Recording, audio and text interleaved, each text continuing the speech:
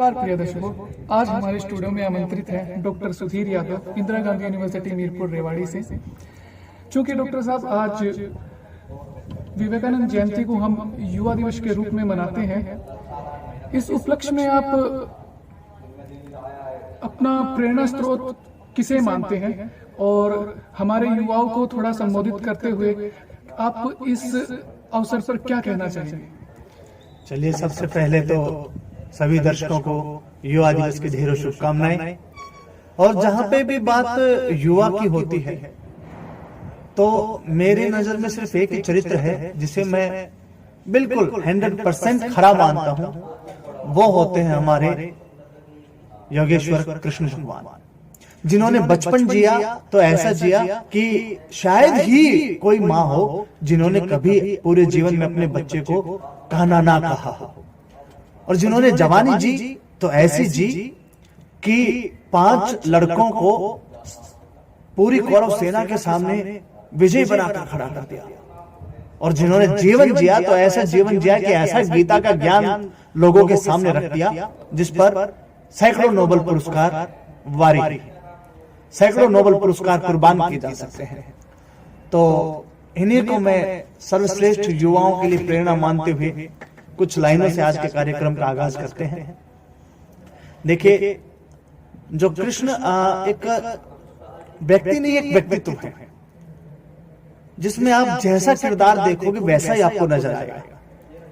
जैसे हम देखते हैं अपने परिवेश में, सामाजिक तौर पर आप मथुरा जाते, वृंदावन जाते और कृष्ण भगवान की एक छोटी लड्डू गोपाल लेकर आते हैं और एक छोटे शिशु की तरह आप उसका पालन पोषण करते हैं।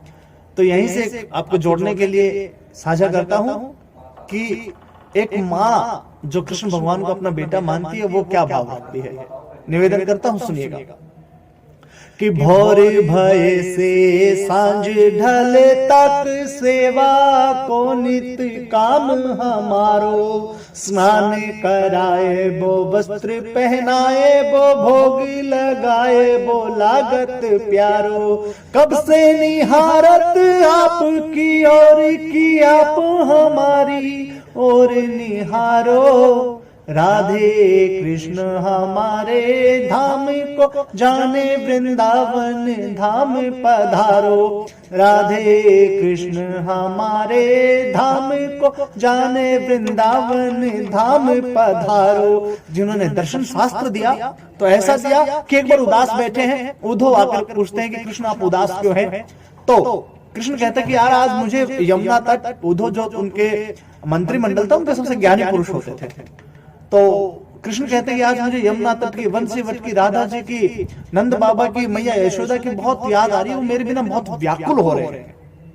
तो उद्धव कहते हैं कि ये तो कोई बात नहीं है, आप एक चिट्ठी लिख दीजिए उनके नाम, मैं उन लोगों को समझा कर आ जाता हूँ, वो मान जाएंगे, वो सहज हो जाएंगे।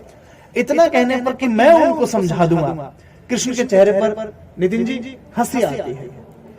तो वो हंसी क्या कहती है, निवेदन करता हूं, सुनिएगा कि यमुना तट को वंशीवट को मन के हठ को समझाओगे कैसे, यमुना तट को वंशीवट को मन के हठ को समझाओगे कैसे, राधा के नैनों के नीर को मीरा की पीर को धीर बंधाओगे कैसे। और क्या कहते हैं कृष्ण कि कृष्ण के नाम का प्रेम पीयूष पिया है, जिया है वहां पे सभी ने, उद्धव बताओ के प्रेम के रंग पे ज्ञान का रंग चढ़ाओगे कैसे, उद्धव बताओ के प्रेम के रंग पे ज्ञान का रंग चढ़ाओगे कैसे।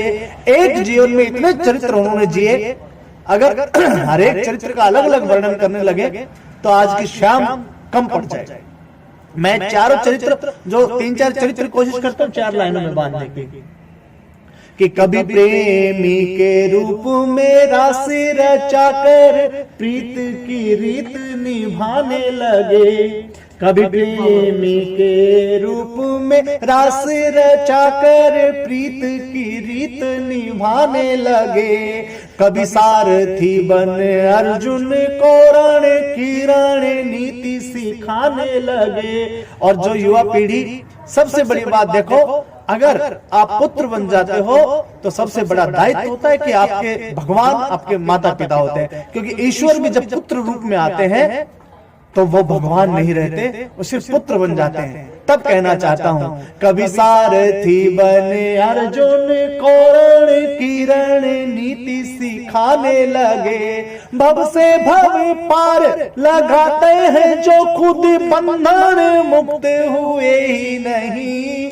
माता यशोदा ने जब छोटे थे तो औखली के बांध दिया था। आपको लगता है उन भगवान कृष्ण के लिए आसान था, मतलब मुश्किल था कि हम रस्सी को ना खोल पाए, लेकिन क्योंकि वो पुत्र थे और पुत्र धर्म को निभाना जरूरी था, इसलिए बंधन में बंधे रहे। तब कहना चाहता हूं कि भव से भव पार लगाता है जो खुद बंधन मुक्त हुआ ही नहीं। ऐसा कान्हा ने शैशव रूप धरा, पुत्र धर्म की रीत निभाने लगा। ऐसा कान्हा ने शैशव रूप धरा, पुत्र धर्म की रीत निभाने लगा। और अंत में चार लाइनें ये कहकर देता हूं कि आपने चित्र देखा होगा माता राधा और योगेश्वर कृष्ण का, कि समझ में नहीं आता कि कौन सा शरीर का अंग राधा जी का है, कौन से आपके कृष्ण भगवान का है। इस तरीके से वो चित्र होता है। तो चित्र की भूमिका में सिर्फ इतना है कि राधा जी उदास बैठी हैं, कृष्ण आते हैं तो राधा कहती हैं कि तुम्हें कृष्ण मैं कैसे समझाऊं मेरी उदासी का सबब। किसी दिन तुम राधा बनो और मैं कृष्ण बनती हूं, तब आपको समझ में आएगा कि उदासी का सबब क्या होता है। तब कहना चाहता हूं, बस इतना ही है कि चार लाइनों की भूमिका में सिर्फ इतना है कि राधा कृष्ण बनी और कृष्ण राधा बने। तब सीन समझिएगा, चित्र में खींचता हूं आपके सामने कि छलिए को छला छल, निश्चल से छल भी एक प्रेम प्रतीक बनाया। छल हम नेगेटिव मानते हैं, लेकिन जब प्रेम में एक दूसरे का दिल रिझाने के लिए हम व्याकुल होते हैं तो उसी छल को एक ताकत के रूप में माता राधा ने यूज किया। तब कहना चाहता हूं कि छलिए को छला छल, निश्चल से छल भी एक प्रेम प्रतीक बनाया। खुद कान्हा का रूप धरा और राधा ने कान्हा को राधा बनाया। मुरलीधर के मुरलीधर ने मुरलीधर से रास रचाया। एक दूजे में समाए लगा जैसे प्रेम ने प्रेम को प्रेम सिखाया। एक दूजे में समाए लगा जैसे प्रेम ने प्रेम को प्रेम सिखाया। धन्यवाद। एक बार पुनः आप सभी को युवा दिवस की ढेरों शुभकामनाएं। बड़ी ही सुंदर पंक्तियां हमारे डॉक्टर साहब ने सभी युवाओं के लिए प्रस्तुत की। आप सभी से यही आशा है कि आप इन पंक्तियों को एक जोश की तरह लेंगे और अपने जीवन में इसका सार्थक उपयोग करेंगे, ताकि आप एक चरित्र नहीं एक चरित्रवान व्यक्ति बन सके। इसी के साथ हम डॉक्टर साहब का यहाँ पधारने के लिए धन्यवाद करते हैं। Thank you Nitin ji.